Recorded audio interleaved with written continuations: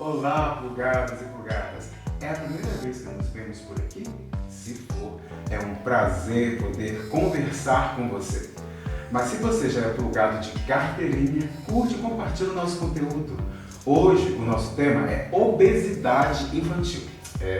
A Organização Mundial da Saúde estima que em 2025 o número de crianças obesas no planeta chega a 75 milhões. Os registros do IBGE apontam que 1 em cada 3 crianças com idade entre 5 e 9 anos está acima do peso no Brasil. E como a gente sabe que esse assunto é sério, convidamos uma nutricionista super interessante, super bacana para poder nos orientar melhor sobre isso, porque orientação é tudo, né, pessoal? Então, a gente vai conversar com a Ana Paula Pereira.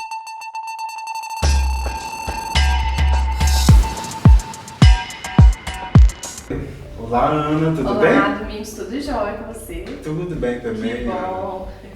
Ana, a gente sabe que esse assunto é delicado, né? É muito delicado. É com muito prazer que eu tô aqui pra gente bater um papo sobre isso. E eu, Ana, por exemplo, nos meus anos iniciais, assim, era uma coisa que eu ficava meio bravo quando mexia na minha comida. Nós vamos ter que mexer na comida do pessoal um pouquinho? Ah, a gente tem que fazer uma consciência, né? Ah, gostei da palavra, então. Se é pra conscientizar, é gostoso, exatamente. Então. Não tem restrição, mas conscientização. Ah, que bom. Tá? Então, gostei das duas palavras, não tem restrição, é para conscientizar. Exatamente. Então, por aí, eu queria que você falasse pra gente o que é essa tal da obesidade infantil. Ótimo, Domingos. Como você fez uma excelente apresentação, a obesidade infantil então tem crescendo muito, né, no Brasil e em outros países também. Então ela é caracterizada pelo aumento da gordura corporal, principalmente na região abdominal, né? E essa gordura abdominal localizada, ela é prejudicial para o aparecimento de doenças não transmissíveis, né? Então, e aí a partir dessa gordura corporal, o peso, né? Ele é elevado e com isso altera no IMC, que é o índice de massa corporal. Então, sempre para um diagnóstico de obesidade, a gente faz o cálculo do IMC e através disso ele é classificado, né? Tanto no sobrepeso quanto na obesidade grau 1, 2 e 3. Tá? E aí, a partir disso é que a gente tem os desfechos. Então, tem muitas crianças que apresentam esse IMC mais elevado, que às vezes tem umas manchas escuras no pescoço ou nas axilas. Ela é denominada como acantose. Então, essa acantose também é um fator de que a gente já tem um risco para o desenvolvimento de outras doenças.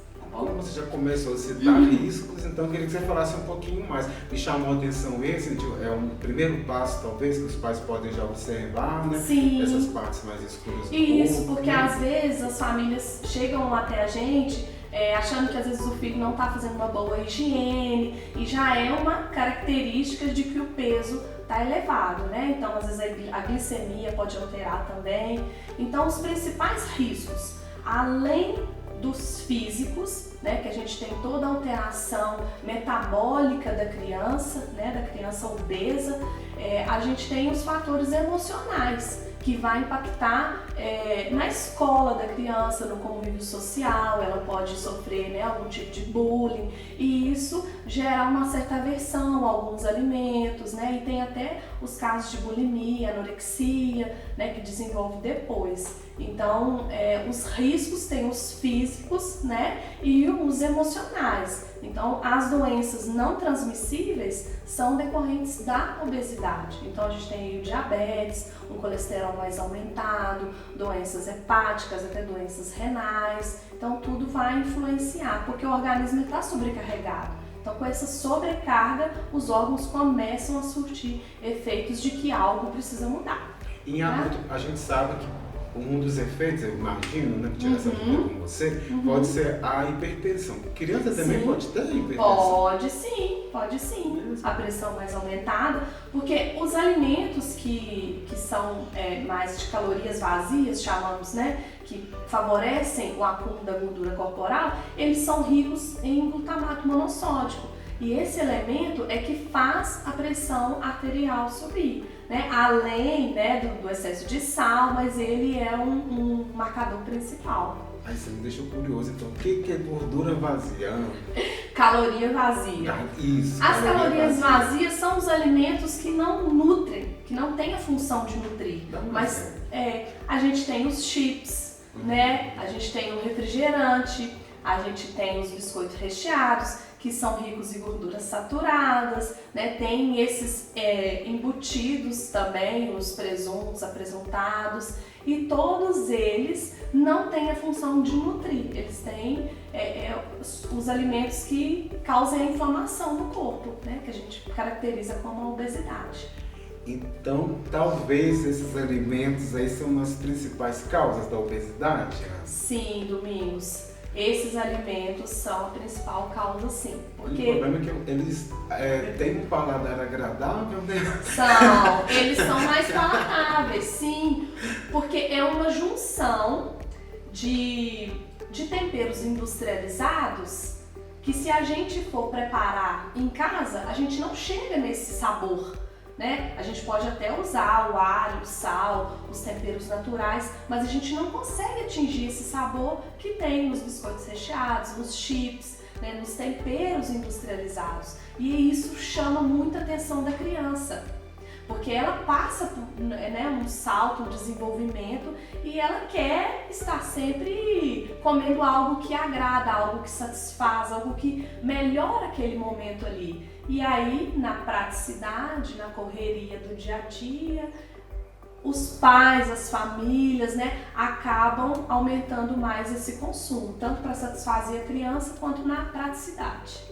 E a gente sabe que é complicado, igual você falou, o pai, né, a família ali, às vezes ela na correria vai dar uma coisa mais fácil, né, para a criança comer, e às vezes ela nem pensa que ela também pode comer melhor, né, a família inteira. Quando eu me lembro muito que quando minha mãe propôs uma reeducação para mim, né, que eu sempre fui gordinho, a família inteira veio junto, né? Então foi bacana porque, querendo ou não, por minha culpa, né? Talvez não sei se meus irmãos gostaram disso ou não, mas por minha culpa todo mundo começou a comer um pouquinho melhor, porque ela entendeu que eu estava acima do peso. Ótimo.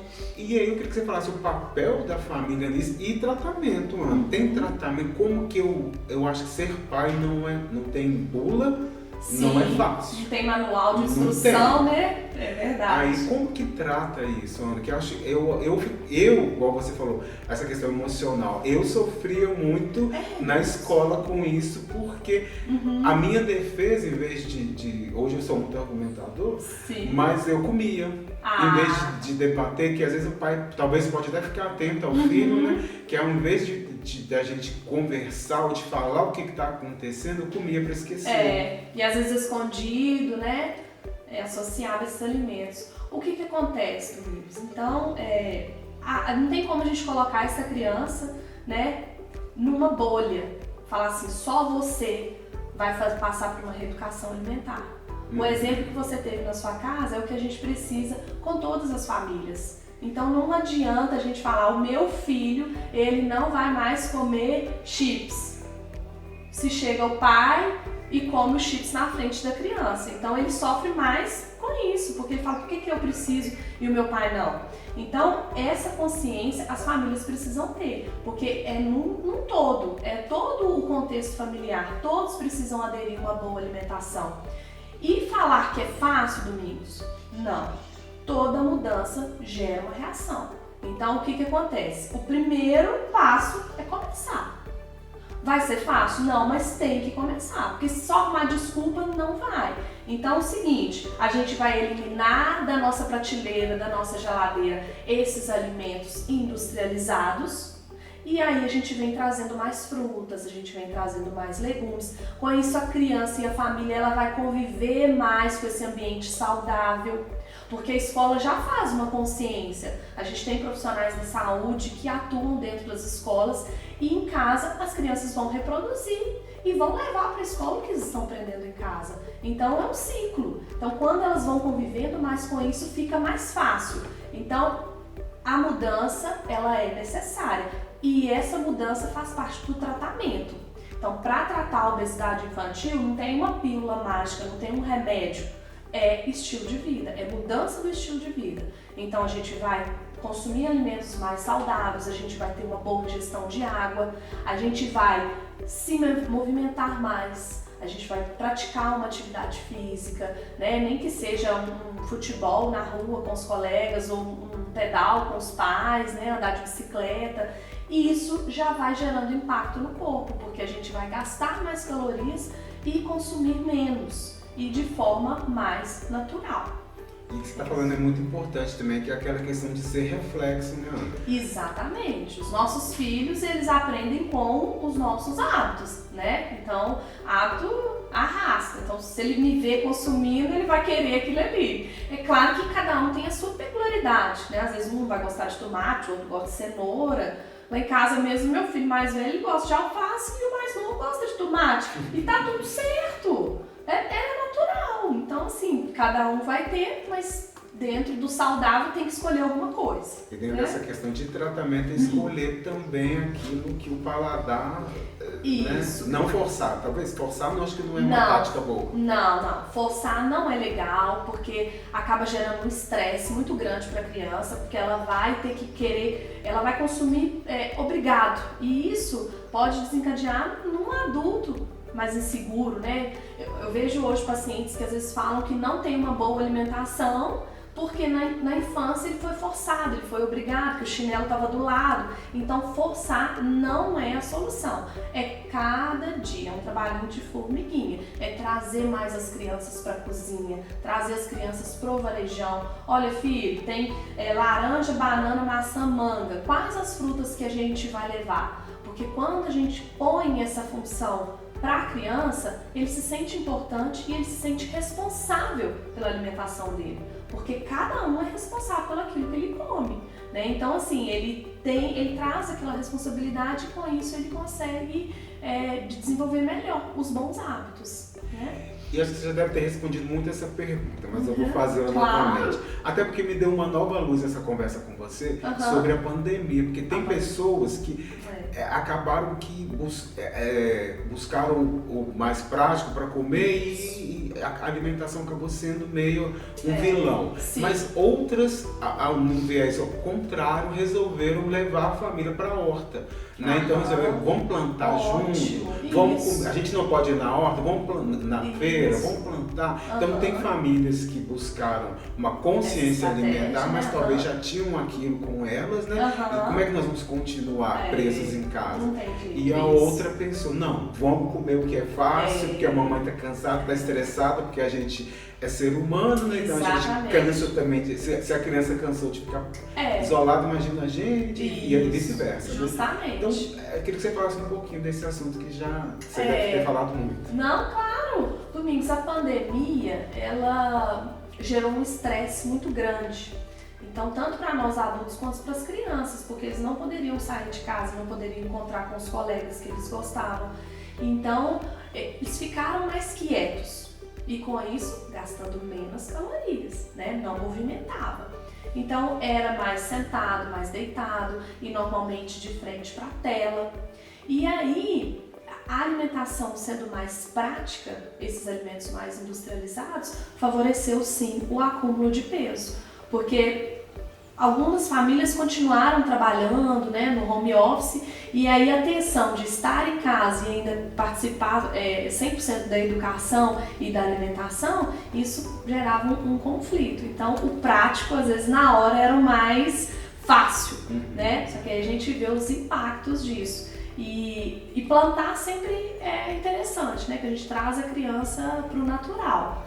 E aí durante a pandemia foi isso, né? Teve muitos biscoitos, muitos pães, muitos chocolates, muitos pirulitos, balas doces, para tentar acalmar a criança. Porque quando a gente está num pico de estresse, o cortisol está lá em cima, a gente associa um alimento compensatório para compensar aquela sensação de estresse, de raiva, de angústia, de medo, porque o que a pandemia trouxe é esse, né? Uma insegurança, um medo. E aí com isso, não filho, você tá chorando? Não, vem cá, vamos fazer um bolo de chocolate. Não, toma um pirulitinho, toma uma balinha. Então vamos comer sanduíche? O que nós vamos pedir hoje? Uma pizza? Ou um hambúrguer, um cachorro quente? Então sempre tinha. E é alimentos mais palatáveis, a criança adorava. né? Então, falando de palatáveis, como que quem é responsável para a criança, da criança, vai conseguir conscientizar ela de que não é gostoso comer salsicha, banana, chips, que não é gostoso, não sei se é a palavra, mas que não é tão válido comer com tanta frequência. Pode comer, Ana? Domingos, não vou te falar que não pode, a gente não precisa de fazer nenhuma restrição, mas é um equilíbrio. Saudável não é e nunca será, mas o que a gente pode fazer é o seguinte, por exemplo, uma salsicha.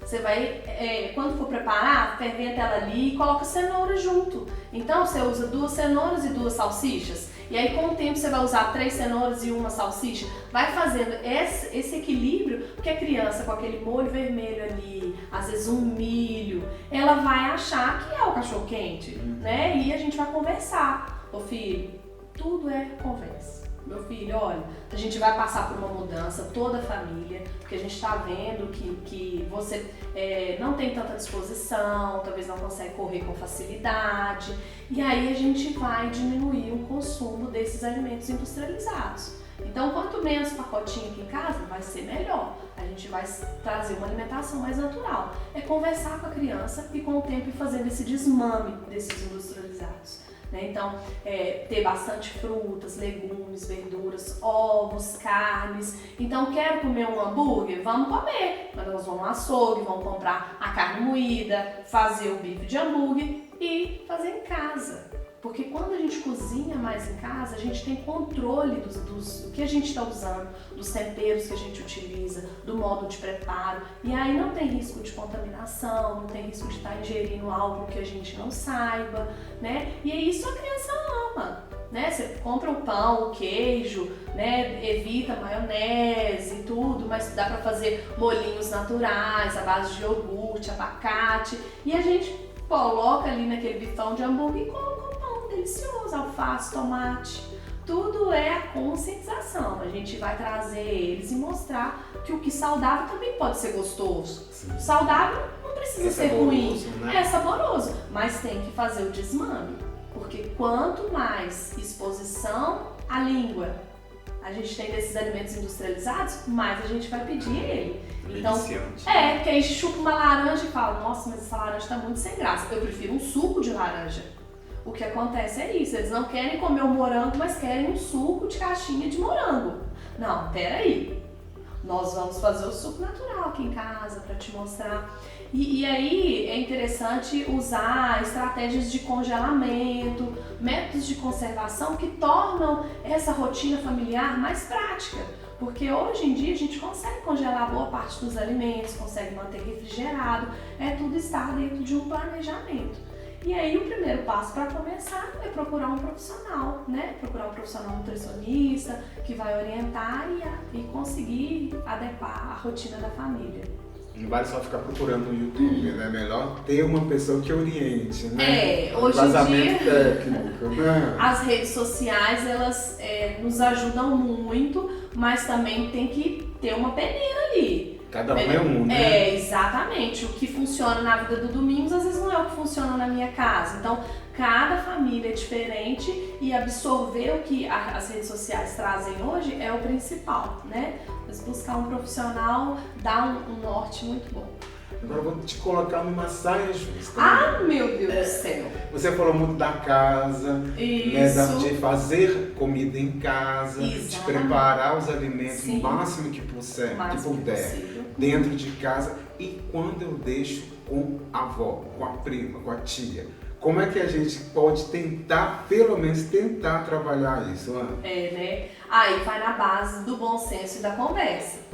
Chegar com a vovó, chegar com a tia, explicar a situação, explicar os riscos que esses alimentos trazem para a saúde da criança, porque um familiar ele quer o bem da criança, né? A gente espera que sim.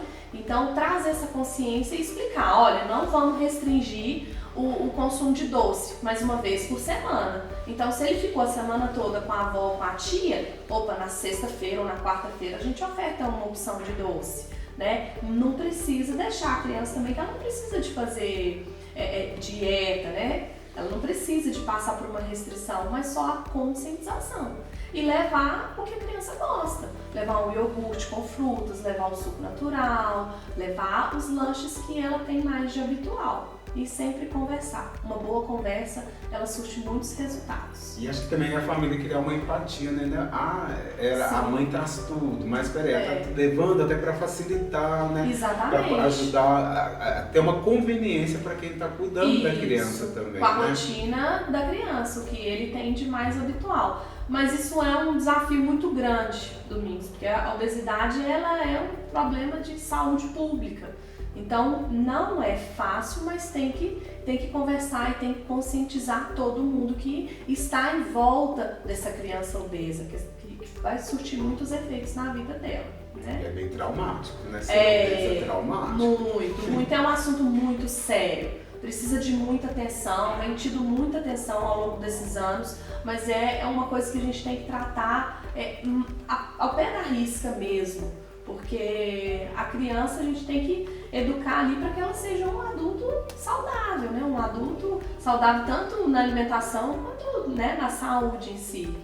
E para fechar, Ana, eu vou te fazer uma pergunta dúvida, sobre algumas dicas. Você comentou muito sobre a importância de comer bem, você falou sobre sintomas, falou de tratamento. Eu queria que você desse uma dica e falasse um pouquinho para pessoas que gostam de comer, mas que não gostam de mastigar. Porque eu acho que acontece uma coisa assim com criança principalmente, né? Tem a preguiça de mastigar e engole. Qual que é a importância, pra gente fechar o programa, você falar essa importância da mastigação.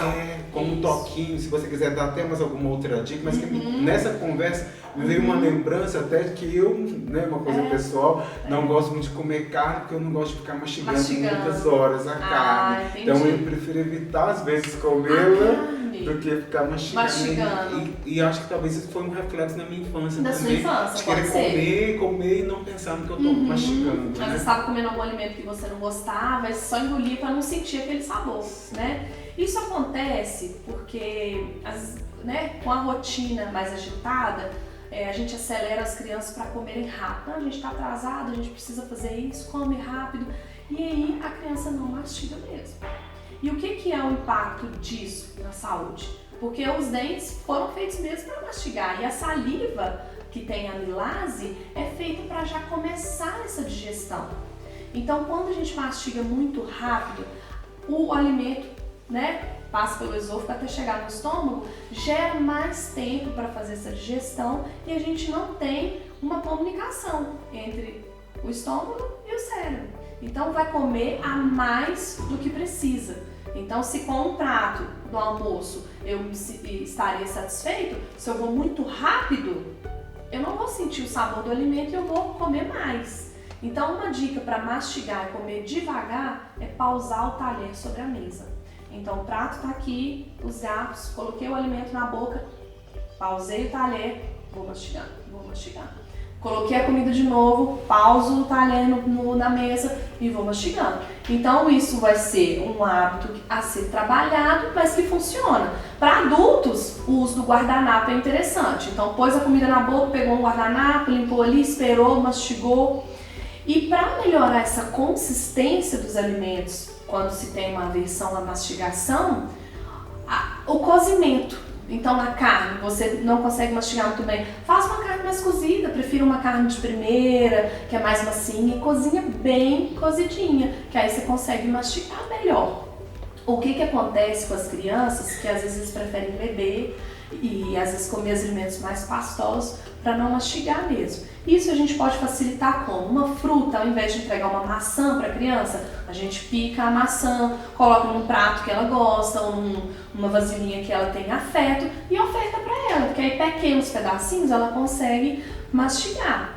E aí, com o decorrer das frutas que elas vão gostando, isso pode influenciar. Às vezes um garfinho colorido para a criança colocar o alimento na boca, né? Mas sempre é observar mesmo a consistência, porque tem crianças que gostam mais dos pastosos, que é uma banana, um mamão, um abacate. Tem crianças que já gostam mais dos rígidos, né? Uma maçã, uma pera, uma melancia, um melão. Então é identificar qual que são as frutas que as crianças gostam mais e entregar para ela.